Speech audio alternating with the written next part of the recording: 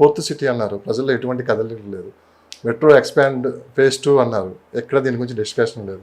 ఇంకా ఏదో ఎక్స్పెక్ట్ చేస్తున్నారు, ఏదైనా బిగ్ అనౌన్స్ చేస్తే తప్పించి. ఇది అంటే రియల్ ఎస్టేట్ వర్గాలు ఏమనుకుంటున్నాయి మేడం ప్రెసెంట్ ఏంటంటే ఫస్ట్ ఆఫ్ ఆల్ పర్మిషన్స్ రావాలి. There are so many projects permissions హోల్డ్లో ఉన్నవి. సో బిల్డింగ్ పర్మిషన్స్ రావాలి, కొత్త ప్రాజెక్ట్స్కి స్కోప్ ఇవ్వగలగాలి, కొత్త ఎన్వైరన్మెంటల్ థింగ్స్కి అనుగుణంగా ఏదైనా గవర్నమెంట్ కనుక సపోర్ట్ ఇస్తే బిల్డర్స్ కూడా మంచి ప్రైజెస్లో ప్రాజెక్ట్స్ తీసుకురావడానికి ముందుకు వస్తారు. బట్ అలాంటి ఎన్వైరన్మెంట్ ఇంకా క్రియేట్ అవుతున్నట్టు మనకు అనిపించట్లేదు. Only 1 meeting was addressed by honourable chief minister garu on CREDAI. After that we didn't అంటే ఎటువంటి kind of positivity towards building up this industry మనం చూడలేదు.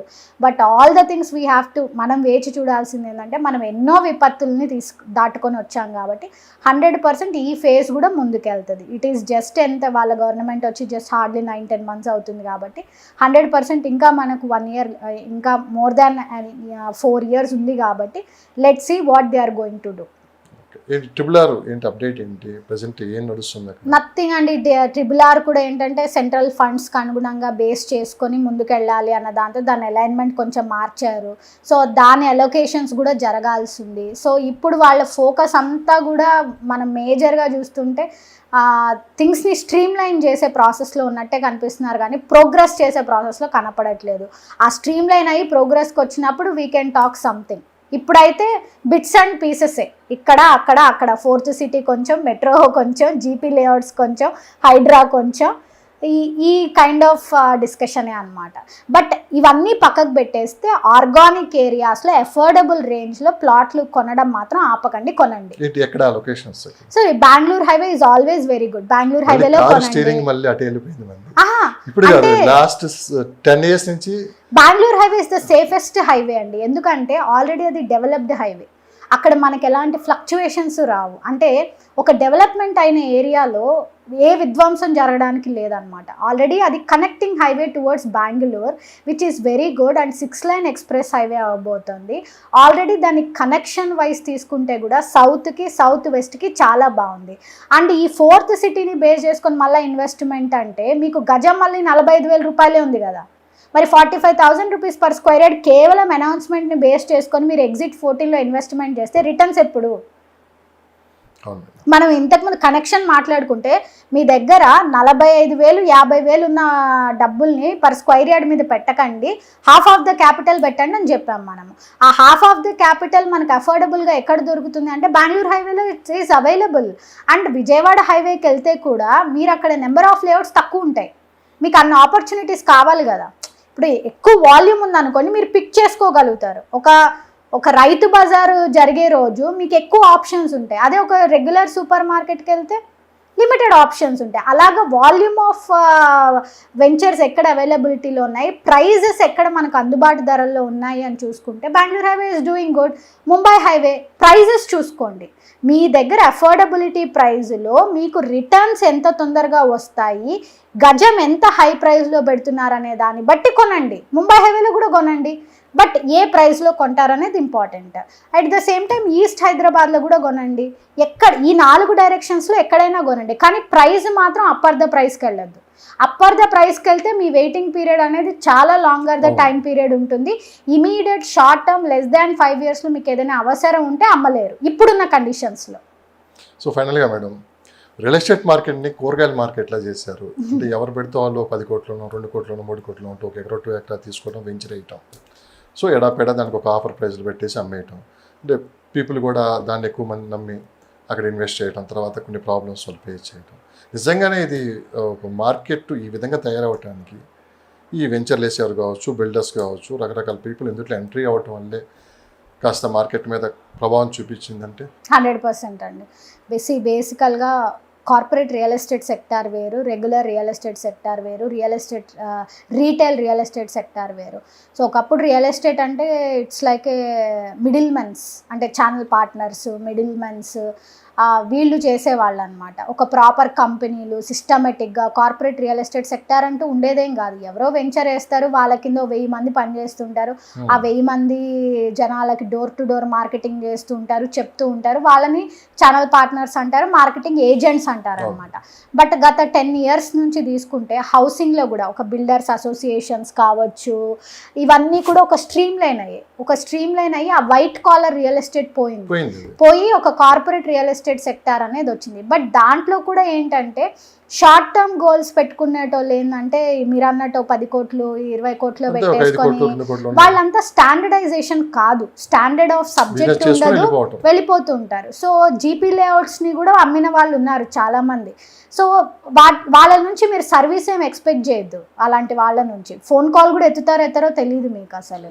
సో మీరు ఎప్పుడు సో వాళ్ళ టార్గెట్ ఏముంటుంది, ఆ క్షణానికి ఆ మూమెంట్కి ప్లాట్ అమ్మినామా వెళ్ళిపోయినామా అంతే. మీరేం మళ్ళీ రీసేలు లైక్ వాళ్ళు మళ్ళీ మీ ఫోన్ ఆన్సర్ చేస్తారు, ఇట్లాంటి సబ్జెక్ట్స్ అసలు ఏమీ ఉండవు అనమాట. సో ఇవన్నీ ఒక రకమైన నెగిటివ్ ఇంపాక్టే మళ్ళీ ఒక ఇన్వెస్టర్ మీద. నేను ఎవరిని నమ్మి ప్లాట్ కొనాలి, ఏ కంపెనీ త్రూ ప్లాట్ కొనాలి అని. మళ్ళీ ఇందులో మళ్ళీ రియల్ ఎస్టేట్ ఎక్స్పర్ట్లు వచ్చినారు చాలామంది, యూట్యూబర్స్ వచ్చినారు, ఇన్ఫ్లుయెన్సర్స్ వచ్చినారు. మళ్ళీ వాళ్ళ వీడియోలు చూసి కొన్న వాళ్ళు కూడా సక్సెస్ఫుల్ కాదు. సో అల్టిమేట్ గా మీరు నమ్మాల్సింది వ్యక్తిని కాదు, వ్యక్తి ఇచ్చే సర్వీస్ ని, వ్యక్తి యొక్క డాక్యుమెంటేషన్ ని నమ్మండి. వాళ్ళు ఎంత స్టాండర్డ్, ఫస్ట్ మీ ఫోన్ ఎత్తుతారో లేదా అది చెప్పండి. First they are available or not అనేది ఇంపార్టెంట్ అనమాట. సో దానికి అనుగుణంగా documentation, legal works, at the same time service, మీకు ఎంత సెక్యూరిటీ ఇవ్వగలుగుతారు వాళ్ళు. వన్స్ మీకు ఏదైనా ప్రాపర్టీ అమ్మితే how can they stand by you అనే దానికి ఒక క్యాలిక్యులేషన్ తీసుకోండి. 100% మన కంపెనీ చేస్తున్నది అదే కదండి. మన కంపెనీ అట్లీస్ట్ నేను 0.5% మీరు చూసుకుంటే మన కంపెనీ పాలసీ ఏంటండి, మనం రీసేల్ చేసిస్తాం. ఏ రియల్ ఎస్టేట్ ప్లాటింగ్ కంపెనీ ఎవరైనా సరే మేము రీసేల్ చేస్తామన్న కంపెనీలు ఎవరైనా ఉన్నారా? బట్ మనం నేను చెప్తున్నా నా దగ్గర ప్లాట్ కొంటే, నా ప్రోడక్ట్లో కొంటే నేను రీసేల్ చేసిస్తాను అంటే నేను ఎలాంటి ప్రోడక్ట్ చేయగలిగితే నేను రీసేల్ చేయగలగాలి చెప్పండి. రీసేల్ అనేది నా క్లయింట్ ప్రొఫైల్ ఎప్పుడు క్లోజ్ అవుతుందంటే వాళ్ళు ప్లాట్ కొని రిజిస్ట్రేషన్ అయిన రోజు కాదు, వాళ్ళకి నేను రీసేల్ చేసి ఇచ్చిన రోజు. రీసేల్ చేస్తాం. ఎట్ ద సేమ్ టైం ఏంటంటే మన ప్రోడక్ట్ కొనకపోయినా సరే వాళ్ళ ఇన్వెస్ట్మెంట్కి వాళ్ళు ఎక్కడ ఇన్వెస్ట్మెంట్ చేస్తే బెటర్ ద ప్రాఫిట్స్ వస్తాయన్న గైడెన్స్ ఇస్తాం. సో మన కంపెనీ ఒక ఇన్వెస్ట్మెంట్ పోర్ట్ఫోలియో కంపెనీ అనమాట. సో బయట కొన్న ప్లాట్లు మనం రీసేల్ అయితే చేయలేం, we can give them the guidance. But మన ప్రోడక్ట్ కొంటే మనం రీసేల్ చేయగలుగుతాం. అలా మనం at least we are trying to make out some change, ఒక అథెంటిసిటీ ఇవ్వడానికి ప్రయత్నం చేస్తున్నాం. సో ఇది నా యూఎస్పి, నేను అమ్మగలుగుతాను ఆ ప్లాట్ మీరు నా దగ్గర కొంటే. సో ఇలా కొన్ని మార్పులు మనం చేసుకుంటూ ప్రజల్లో మన నమ్మకాన్ని పెంచుకుంటూ ఉంటే ఈ ఇండస్ట్రీ అనేది తరతరాలు చెప్పుకునే తగిన లాంటి ఇన్వెస్ట్మెంట్ ఇచ్చే ఇండస్ట్రీ కాబట్టి జాగ్రత్తగా ముందుకెళ్ళాలి. బట్ ఖచ్చితంగా ఇలాంటి ఒక మార్కెటింగ్ విధి విధానాల వల్ల జనాలు ఎవరిని నమ్మాలనే కన్ఫ్యూజన్లో అయితే 100% ఉన్నారు. ఈ కన్ఫ్యూజన్ నుంచి ఎలా బయటపడాలి? డాక్యుమెంటేషన్, సర్వీస్, అంతే. ఈ వీడియోస్ ని లేకుంటే వీడియోస్ చేయాలండి, చేయాలి. ఇన్ఫర్మేషన్ నమ్మండి, ఇన్ఫర్మేషన్ తీసుకోండి, తీసుకోండి. నా వీడియో చూడండి, ఇంకొకరి వీడియో చూడండి, 10 మంది వీడియోలు చూడండి. అథెంటిసిటీ ఏంటి? చాయిస్ మీద ఇంకా అథెంటిసిటీ. మాట్లాడుతున్న ప్రతి ఒక్కరు సక్సెస్ఫుల్ కాదు. సో సక్సెస్ఫుల్ ఉన్న వాళ్ళందరూ మాట్లాడాల్సిన అవసరం లేదు.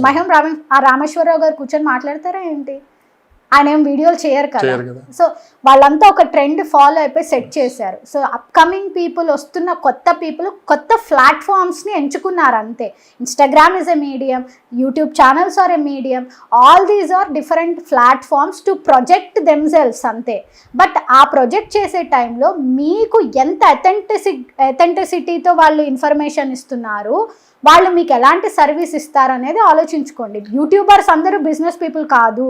ఫస్ట్ థింగ్, యూట్యూబ్లో వీడియోలు చేసేటోళ్ళ దగ్గర వెంచర్లు ఉండవు.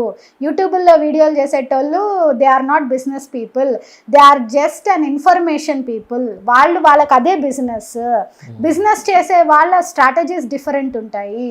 వాళ్ళు మార్కెటింగే చేస్తారు. మీకు కనపడే వాళ్ళు చాలా వరకు వాళ్ళు మార్కెటింగే చేస్తుండొచ్చు, అదర్ కంపెనీస్కి ఛానల్ పార్ట్నర్స్ అయి ఉండొచ్చు. బట్ మీరు ఎప్పుడు కూడా if you are choosing a person, వాళ్ళు ఏ డెసిగ్నేషన్లో ఉన్నారు, వాళ్ళకంటూ ఏమి ఐడెంటిఫికేషన్ ఉంది మార్కెట్లో, వాళ్ళకంటూ ఎక్కడ ఒక వాళ్ళ ప్రాజెక్ట్స్ ఎక్కడున్నాయి ఏంటి, ఇవన్నీ చూసుకోండి. యూట్యూబ్లో కనిపించినంత మాత్రాన they are not the people who can authorize a product or service కాదు కదండి. రీసెంట్గా మీరు సింగపూర్ కూడా విజిట్ చేశారు, అక్కడ ప్రాపర్టీ షోలో ఏమనుకుంటున్నారు మేడం? అక్కడ సింగపూర్ ప్రాపర్టీ షో చూశారు, హైదరాబాద్ ట్రెడై ప్రాపర్టీ షోకి వెళ్ళారు, ఏంటి చేంజెస్ ఏం కనపడుతున్నాయి, ఆలోచన ధోరణి ఏ విధంగా ఉంది వాళ్ళకి? మంది అక్కడ వాళ్ళు దే ఆర్ మోర్ ఆల్వేస్ వాళ్ళకి ఇన్కమ్ లెవెల్స్ ఎక్కువ ఉంటాయి. వాళ్ళు they are always towards commercial investments చేయడం కోసము, లేకపోతే వాళ్ళు ప్రీ లాంచెస్కి ఇష్టపడతా ఉంటారు. మీరు ఎందుకు విజిట్ చేయాల్సి వచ్చింది Singapore? Because to represent market ఎలా ఉంది చూద్దామని, లేదండి ఐ వాస్ ఇన్వైటెడ్. కనిపిస్తున్నాయా లేదు, that's an expo show where they have invited me as a speaker over there to represent Hyderabad versus Amaravati. Why to choose Hyderabad as an investment? So ఎవరైతే organize చేశారో వాళ్ళు నన్ను guest స్పీకర్గా పిలిచారు. So where I represented Hyderabad and Hyderabad versus Amaravati market మాట్లాడాం మనము. అక్కడ people mind set ఎలా ఉంది అంటే they are open for investments, but వాళ్ళకి ఇంకా ఒక అవగాహనలోకి రావాల్సింది ఏంటంటే ప్రీ లాంచెస్లో ఇన్వెస్ట్మెంట్స్ చేస్తే సక్సెస్ రేటు చాలా తక్కువ ఉంటుంది అనేది వాళ్ళకి తెలియాల్సిన విషయం అనమాట. బట్ వాళ్ళు అక్కడ ఉంటారు, ప్రోడక్ట్ తక్కువలో దొరుకుతుందని చాలామంది ఇన్వెస్ట్మెంట్స్ చేసి దే గాట్ స్టక్డ్ అప్ అనమాట. But వెరాస్ coming to income levels and spending levels వాళ్ళు మచ్ బెటర్ వేలో ఉన్నారు. అక్కడ ఎక్కువ ఎన్ఆర్ఐ కమ్యూనిటీ, తెలుగు కమ్యూనిటీ ఉంటారు కదా.